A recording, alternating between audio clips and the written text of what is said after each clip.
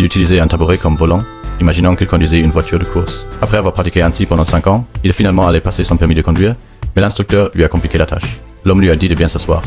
Il était très doué pour conduire vite. L'instructeur n'était pas du tout inquiet. Après tout, le côté passager avait aussi un frein.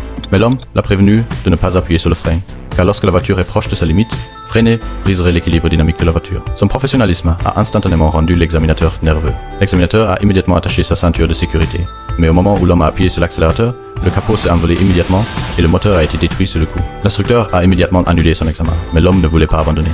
Le lendemain, il est retourné chercher l'instructeur, le suppliant de lui donner une autre chance. Il lui a tendu une épaisse enveloppe en disant qu'il compenserait les dommages causés au moteur.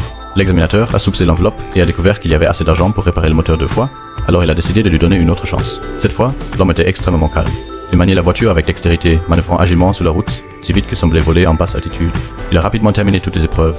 Juste avant d'atteindre la ligne d'arrivée, il a détaché sa ceinture de sécurité et a effectué un stationnement en marche arrière parfait. Il est sorti de la voiture avec confiance, récupérant une fois de plus son permis de conduire. Il s'avère qu'il était autrefois le meilleur pilote du pays, mais pour trouver une bonne école pour son fils, il a accepté de participer à une course illégale. Bien que sa voiture ne soit qu'une vieille Santana, il a quand même facilement laissé tout le monde derrière lui. Mais il ne s'attendait pas à ce que la police ait déjà tendu une embuscade à la ligne d'arrivée, et il a ainsi été capturé. Non seulement il a été suspendu pendant 5 ans, mais son permis lui a également été retiré.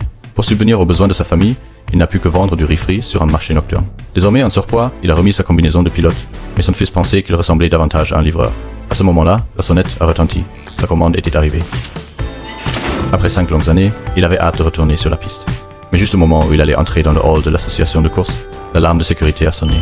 L'ancienne combinaison ne pouvait pas être scannée par les rayons X, il a donc dû l'enlever et repasser. Enfin, le moment de la décision est arrivé. Il a raconté avec émotion ses expériences passées, espérant que l'association lui donnerait une autre chance. Le président ne lui a pas posé de difficultés. Tant qu'il pourrait récupérer son permis, il pourrait courir à nouveau.